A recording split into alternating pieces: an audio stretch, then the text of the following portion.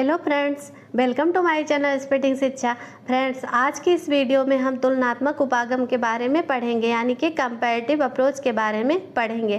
Friends, ये topic इतना महत्वपूर्ण है कि जो नेट का एग्ज़ाम होता है तो उस एग्ज़ाम में उसके हर एग्ज़ाम में इस टॉपिक से क्वेश्चन कई बार बने हैं और किसी किसी ईयर में तो एक ही प्रश्न पत्र में 2-3 क्वेश्चन बने हैं इस टॉपिक से।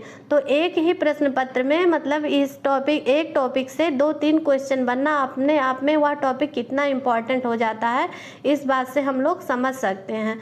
तो ये टॉपिक काफ़ी इम्पॉर्टेंट है, जबकि इस टॉपिक से संबंधित बुकों में हमें बहुत शॉर्ट में ही थोड़ी सी चीज़ें मिलती हैं, बाकी डिटेल में इस टॉपिक से संबंधित चीज़ें नहीं मिलती हैं। तो जहाँ तक हम लोगों ने बुकों में देखा है तो केवल इस टॉपिक से संबंधित इमाइल दुर्खिम और मैक्स वेबर का नाम ही लगभग आता है। तो और जितने सारे थिंकर हैं तो हम लोग नहीं समझ पाते हैं। तो जब एग्ज़ाम में क्वेश्चन आता है तो क्वेश्चन गलत हो जाते हैं, क्योंकि अभी 2023 जून के 2023 में ही इस टॉपिक से क्वेश्चन आया था और मैक्स वेबर के अलावा और भी थिंकर थे। तो कूट के माध्यम से उस क्वेश्चन को सॉल्व करना था। तो बहुत लोगों को कन्फ्यूजन था कि केवल इमाइल दुर्खिम और मैक्स वेबर ही हैं। तो इसलिए आज हम देखेंगे इस वीडियो में कि और सारे थिंकर कौन कौन हैं जिन्होंने इस पद्धति का उपयोग किया है और उन्होंने किस किस कॉन्सेप्ट में किया है। तो फ्रेंड, चलिए शुरू करते हैं। तुलनात्मक उपागम यानी कि कंपैरेटिव अप्रोच, इसका तात्पर्य है कि आपस में तुलना करना। क्या है? आपस में तुलना करना।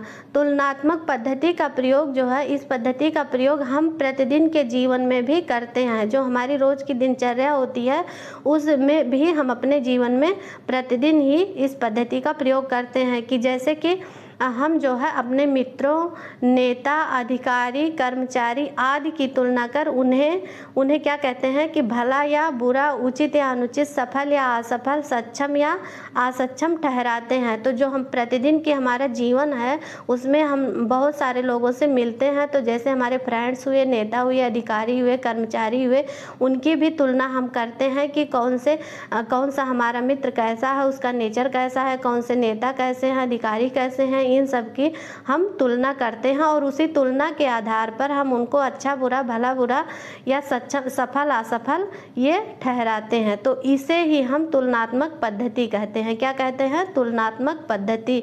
जब दो लोगों के बारे में हम लोग कहते हैं, देखते हैं, उनके आचार विचार को समझते हैं और उन्हें अच्छा बुरा समझते हैं, तो उसी को हम क्या कहते हैं? तुलनात्मक पद्धति कहते हैं। तो यह हम जो है प्रतिदिन के जीवन में भी करते हैं। इस पद्धति का प्रयोग जो है प्राकृतिक और सामाजिक सभी विज्ञानों में किया जाता है।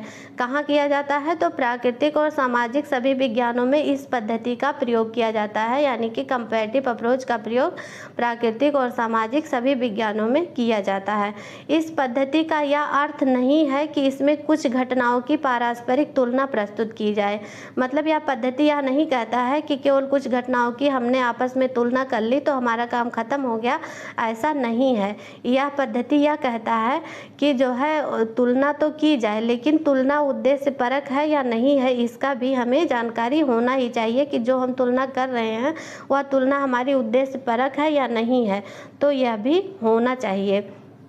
तो इस संदर्भ में एक जिन्सबर्ग महोदय हैं, इन्होंने अपना स्टेटमेंट दिया है। तो क्या स्टेटमेंट दिया है कि तुलनात्मक पद्धति का कार्य केवल कुछ घटनाओं की तुलना करना ही नहीं है।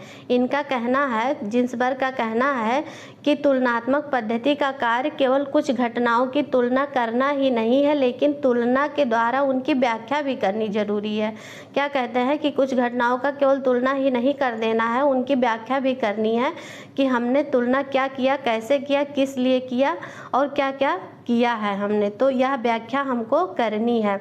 हर्षकोविच जी क्या कहते हैं कि तुलनात्मक पद्धति के अंतर्गत व्यक्तियों के बीच पाए जाने वाले स्वरूपों की तुलना के द्वारा मानवीय संस्थाओं तथा विश्वासों के विकासपूर्ण क्रम को स्थापित किया जाता है। तो यह किसका कहना है? तो यह हर्षकोविच का कहना है। तुलनात्मक पद्धति का उपयोग जो है, इस पद्धति का उपयोग समाजशास्त्र और मानव शास्त्र में अनेक विद्वानों ने किया है। तो जो है इस पद्धति का प्रयोग जो है सोशियोलॉजी हुआ चाहे एंथ्रोपोलॉजी हुआ उसमें भी अनेक विद्वानों ने किया है। तो इस संदर्भ में आते हैं कि जैसे कि मॉर्गन हुए, बैकोफन हुए, टेगार्ट हुए, हेनरी मैन हुए, मैकलिनन हुए, टायलर हुए, फ्रेजर हुए और लेवी। तो इन सब लोगों ने भी कंपैरेटिव स्टडी की है, यानी कि तुलनात्मक कंपैरेटिव अप्रोच का उपयोग किया है इन लोगों ने।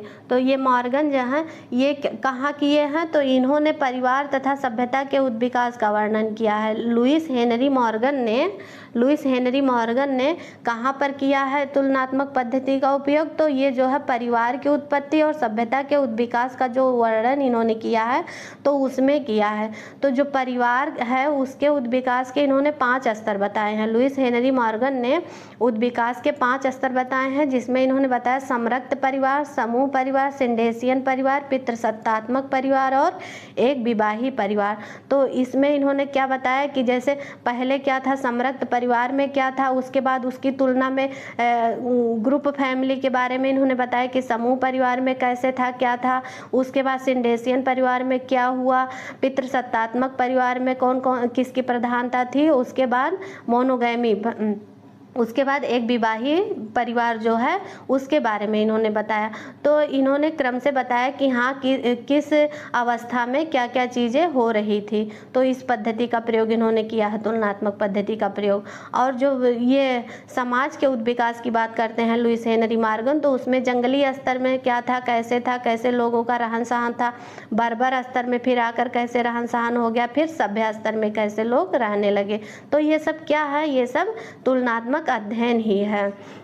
और ये जो टायलर हैं इन्होंने भी धर्म के उद्विकास में इसका प्रयोग किया है। तो इन्होंने क्या 2 अवस्था बताई है धर्म के उद्विकास की, एक बहुदेववाद और एक देववाद। तो इनका क्या कहना था कि जब पहली अवस्था थी बहुदेववाद की अवस्था थी, तो उसमें बहुत से सारे देवी देवता को माना जाता है, उनकी पूजा की जाती थी, पूजा आराधना की जाती थी। और जब एक देववाद आया तो उसमें केवल एक देवता की प्रधानता थी।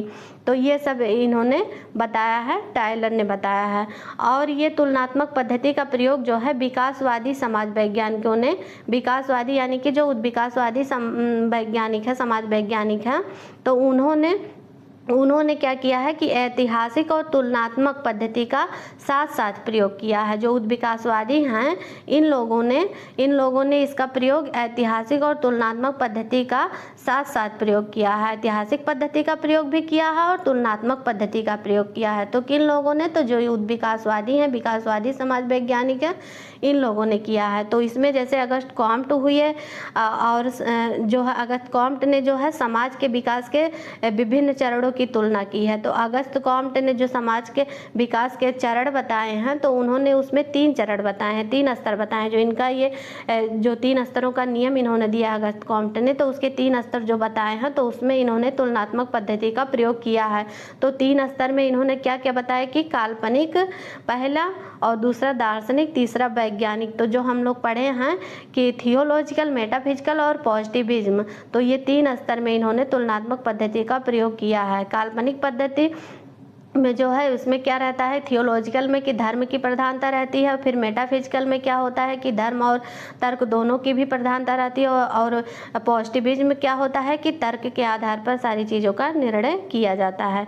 तो इन सब में भी इन्होंने अगस्त कॉम्ट ने किया था तुलनात्मक पद्धति का प्रयोग। हर्बर्ट स्पेंसर ने कहाँ किया है, तो हर्बर्ट स्पेंसर ने या समाज और स्वाभाविक की तुलना और दोनों के बीच कई समानताओं का उल्लेख किया। इन्होंने इसी आधार पर समाज को स्वाभाविक कहा। इन्होंने समाज और स्वाभाविक यानी कि शरीर की तुलना समाज से की है, और दोनों के बीच इन्होंने बताया कि जैसे शरीर में होती हैं सारे अंग होते हैं, वैसे समाज के भी अंग होते हैं। तो समाज को और शरीर को जो है दोनों के बीच समानताओं का उल्लेख करते हुए इस पद्धति का प्रयोग इन्होंने किया है हर्बर्ट स्पेंसर ने। और इन्होंने विभिन्न समाजों की भी तुलना की है। क्या किया है इन्होंने, तो इन्होंने विभिन्न समाजों की भी तुलना की है। तो ये जो है समाज के उद्विकास के 4 चरण बताए हैं, किसने, हर्बर्ट स्पेंसर ने समाज के उद्विकास के 4 चरण बताएं। तो इनका कहना है कि पहली अवस्था थी शिकारी एवं कंदमूल फल एकत्र करने की अवस्था। क्या अवस्था थी? कि शिकारी एवं कंदमूल फल एकत्र करने की अवस्था। दूसरा इन्होंने बताया पशुचारण अवस्था। तीसरा इन्होंने बताया कृषक अवस्था। चौथा इन्होंने बताया औद्योगिक अवस्था। तो ये जो समाज के उद्विकास है इसके चरणों का इन्होंने कंपैरेटिव अध्ययन स्टडी किया है। किसने? हर्बर्ट स्पेंसर ने कंपैरेटिव स्टडी किया है कि मतलब किस चरण में कैसे कैसे क्या थे, मनुष्य का जीवन कैसा था। तो पहले चरण में शिकारी की तरह थे, कंदमूल वगैरह खा के अपना जीवन यापन करते थे। फिर धीरे धीरे पशुचारण की अवस्था आई तो ये लोग पशुपालन करने लगे। फिर कृषक अवस्था आई तो जो है उसमें कृषि करने लगे। उसके बाद फिर और डेवलप हुआ तो फिर औद्योगिक अवस्था आई। तो इन चारों समाज के विकास के स्तरों को इन्होंने तुलनात्मक पद्धति का उपयोग किया है। और दुर्खीम ने क्या किया? दुर्खीम जी ने इन्होंने अपनी पुस्तक the rules of sociological method में इस पद्धति का प्रयोग किया। किस में किया इन्होंने? तो the rule of sociological method में तुलनात्मक पद्धति का प्रयोग किया। और इस पद्धति के महत्व को इन्होंने स्वीकार करते हुए इस पद्धति के महत्व को इन्होंने स्वीकार किया और यूरोप के विभिन्न देशों में आत्महत्या की दर व कारणों का तुलनात्मक अध्ययन किया। क्या किया इन्होंने? कि जो है यूरोप के जो विभिन्न देश थे वहाँ इन्होंने भ्रमण किया और उन देशों में आत्महत्या की दर कैसे है, क्यों है, तो उनका जो है मतलब आत्महत्या क्यों होती है, उनका दर कितना है, रेशियो कितना है, तो उन सब कारणों का इन्होंने तुलनात्मक अध्ययन किया है। किसने किया? क्वेश्चन बनता भी है कि जो है कि इन्होंने अपनी किस बुक में, अभी हम आगे क्वेश्चन इसके बारे में देखेंगे कि किस तरीके से इस टॉपिक इससे क्वेश्चन बना है।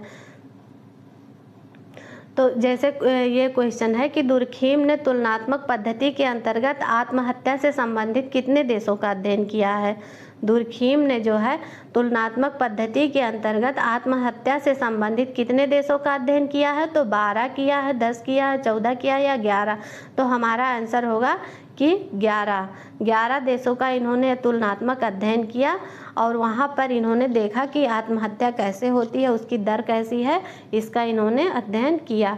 एक क्वेश्चन ये भी बना है एग्जाम में कि तुलनात्मक उपागम का सर्वप्रथम विस्तृत विवेचन किसने किया? वैसे तो इतने सारे थिंकर हैं, सभी लोगों ने किया मतलब किया है इस पद्धति का प्रयोग, लेकिन सर्वप्रथम विस्तृत विवेचन यानी कि सबसे पहले और गहन अध्ययन किसने किया? तो हमारा आंसर होगा इमाइल दुर्खीम।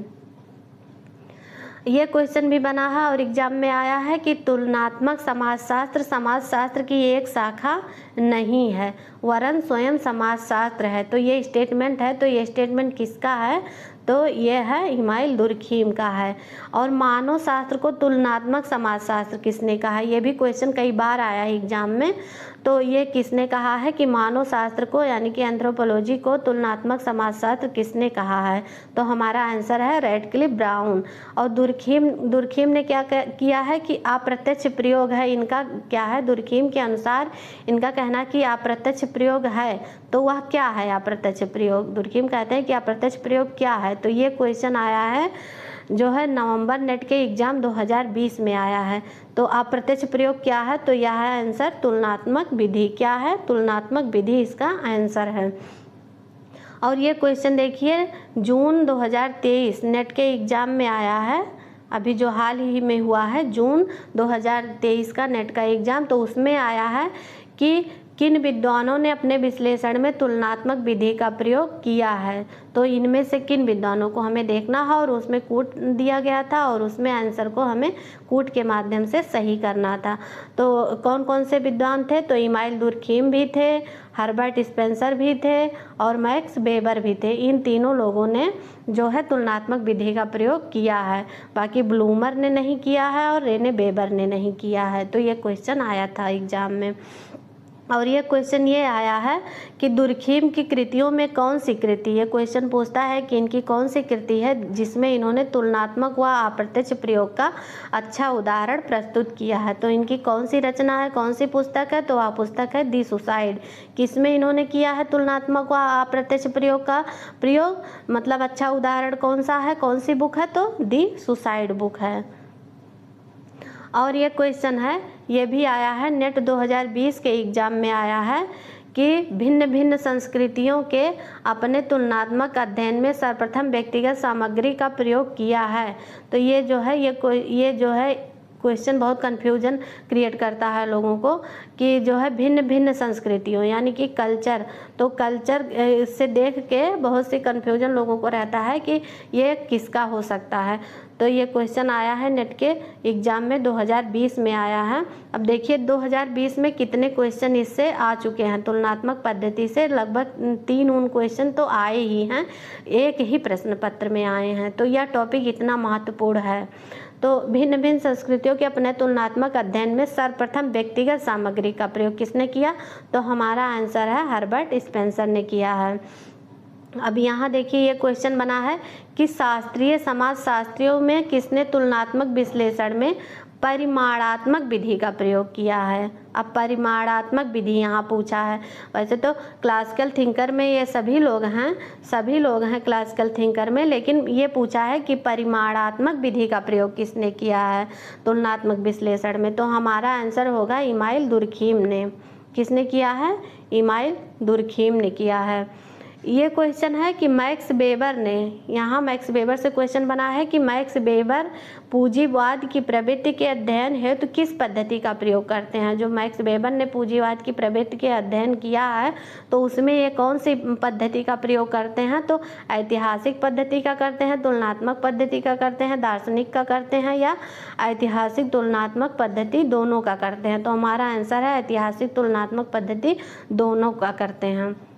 और ये क्वेश्चन है कि पश्चिमी यूरोपीय समाजों के अध्ययन के लिए किसने ऐतिहासिक तुलनात्मक विधि का प्रयोग किया है? ये भी क्वेश्चन आया है कि पश्चिमी यूरोपीय समाजों के अध्ययन के लिए किसने ऐतिहासिक तुलनात्मक विधि का प्रयोग किया है? तो किसने किया है? हमारा आंसर है मैक्स वेबर ने किया है।